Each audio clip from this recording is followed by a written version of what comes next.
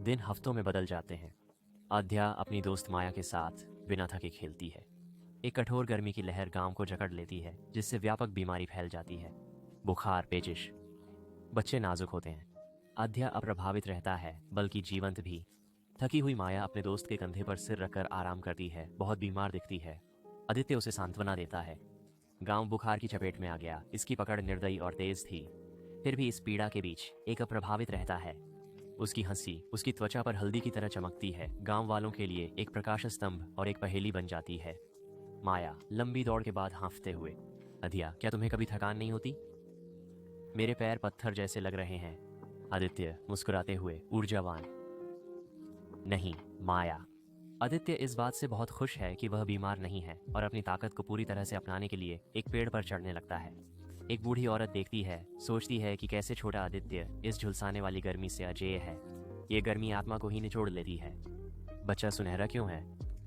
बूढ़ी औरत आश्चर्य करती है। क्या यह कमला की हल्दी की रस्म है जो लड़के को चमकदार बनाती है? लेकिन यह इतना प्रभावी कैसे है?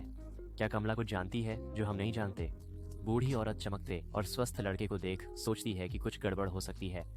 थकी हुई कमला खेत से अपने लड़के से मिलने आती है और उसे चिंता से देखती है। अधिया चमकता है। उसकी सुनहरी त्वचा सूरज में चमकती है। वह थके हुए गांव वालों के विपरीत लगभग चमक रहा है। गांव वाले उसे चमकती किरण की तरह देखते हैं। गर्मी से परेशान एक बिच्छू अधिया को दीवार पर चढ़ते समय उसकी टांग पर डंक मारने का प्रयास करता है। उसका पैर स्वतः तन जाता है। डंक लगता है, पर बिच्छू का डंक उसकी त्वचा में टूट कर रह जाता है। अधिया मुश्किल से प्रतिक्रिया देती है, अक्सर नजरअंदाज कर देती है। कमला आदित्य के घाव की जांच करने दौड़ती है, पर उसके आश्चर्य से वह कुछ ही सेकंड में पूरी तरह ठीक हो जाता है। अधिया थोड़ी देर के लिए जिज्ञासु दिखता है, डरा हुआ नहीं।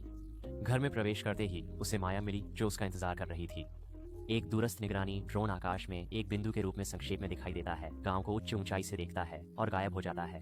एक क्षणिक प्रकाश की झिलमिलाहट उसकी उपस्थिति को धोखा दे सकती है।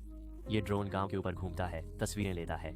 छोटा और तेज होने के कारण गांव वालों ने इसे नहीं देखा। ऐसा लगता है कि जब ड्रोन गांव के चारों ओर घूम रहा था तो यह कुछ दिलचस्प डेटा पा सकता था। तो कौन देख रहा है? ड्रोन किसने भेजा? कृपया भारतीय चित्रवन को लाइक, शेयर और सब्सक्राइब करें। वीडियो देखने के लिए धन्यवाद।